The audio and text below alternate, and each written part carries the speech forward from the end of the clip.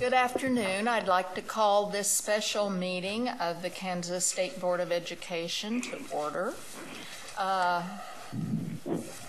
It appears that all board members are present with the exception of Janet Waugh. And is she on the, okay. Oh, and she even has a mic. That's good. I'm here. This is Janet. I'm here by phone. Wow, you are really. This is no. Thank you. Thank you, Janet, for making the effort to be with us in one way in this manner today. I would, before I ask for approval of the agenda, there's a short agenda item that I would like to add. Last week, Jim McNeese was nominated for the position of President-elect of NASB, and per board policy, we would need to vote on that. So we are going to add that as item 5 on our agenda. Is there a motion to approve our agenda? Carolyn Campbell. Moved by Carolyn Campbell, seconded by Kathy Bush. All in favor, raise your right hand. Thank you. So our first order of business is to act to adopt the temporary licensure regulations to comply with House Bill 2506.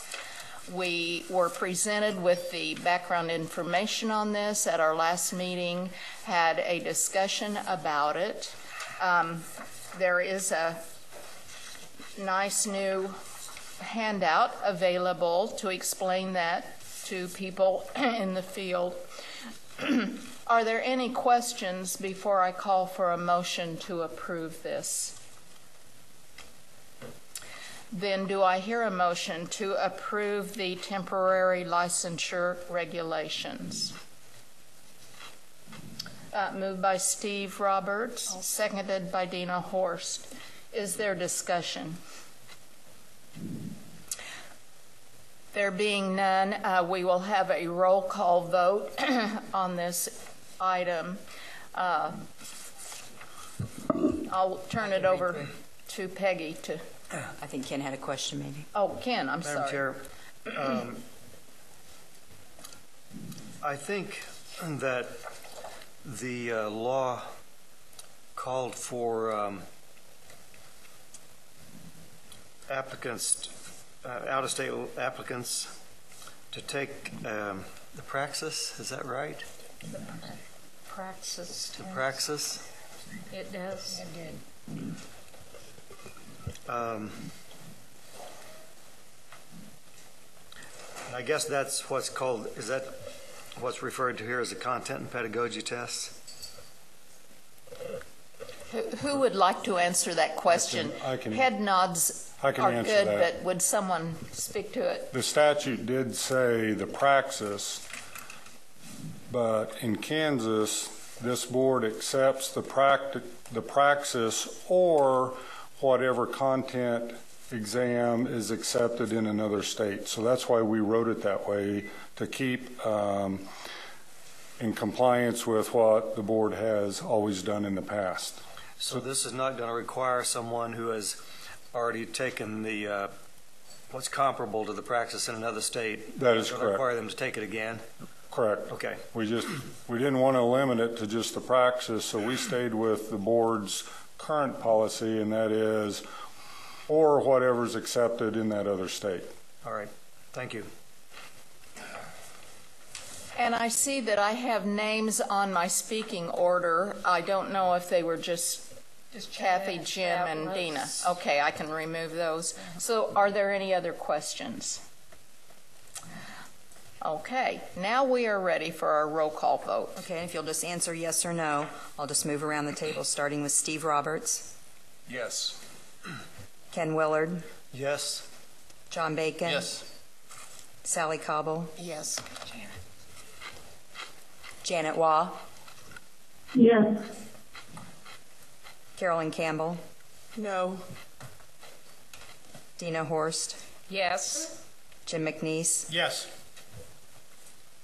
Kathy Bush, Yes. and Jana Shaver. Yes. That would be a 9-1 vote. Thank you. Now, we will address the issue of Jim McNeese's nomination, and I believe Dina Horst was on the nominating committee, so I will ask her to give us a little background information. The nomination of Jim was actually took place during the board meeting rather than as a part of the committee itself. But that being said, we do need a president-elect of NASB. Jim has agreed to do so, and it is the committee needs to have this endorsement so we can fulfill our duty and actually validate his nomination. So with that, and it needs to be done soon, like during this meeting, so because the time period is already passed, and that will allow the membership to get the information in time prior to the what is spelled out in bylaws, so that the membership receives all the information about who's running prior to arriving at the national meeting. So with that, I would move that we endorse Jim McNeese for the position of President-elect of NASB. Thank you. Is there a second to the motion?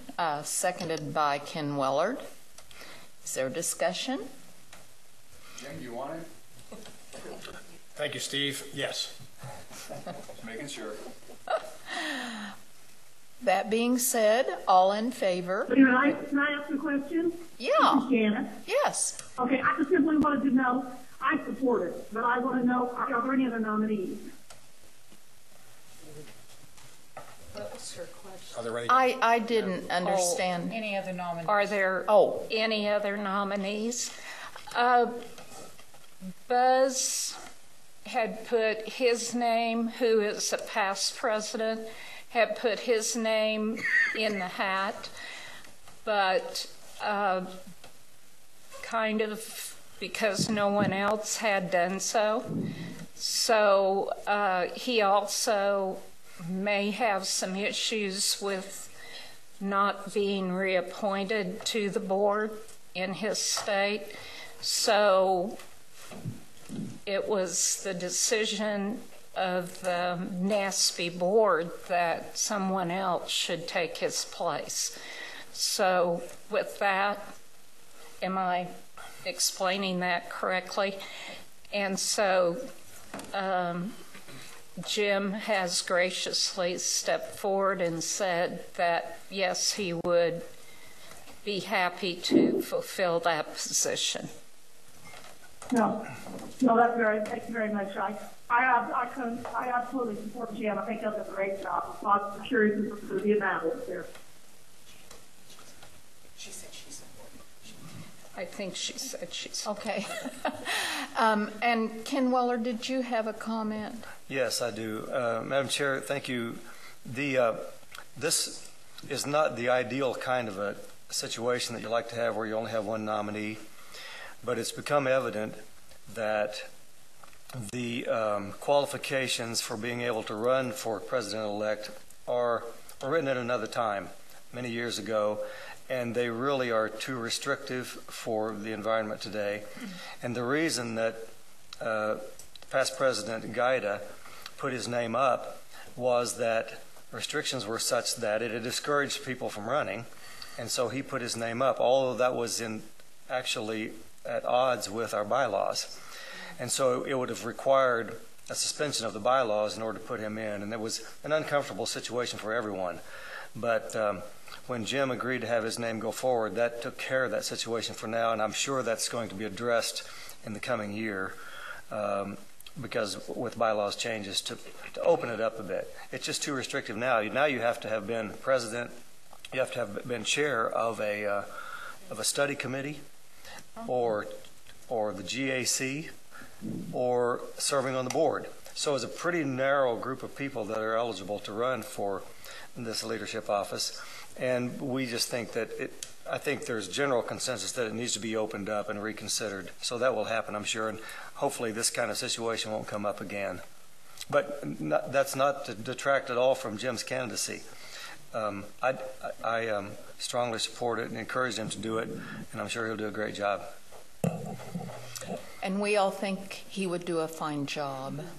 I think, are there any other questions, comments before we vote to endorse his candidacy? Okay, all in favor, raise your right hand. Good.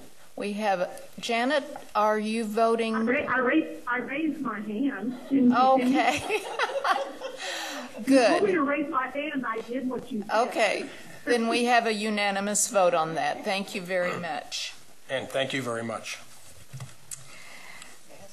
There being no further business, we will adjourn this meeting and get prepared for our work session. I want to thank Dr. Chrisman, and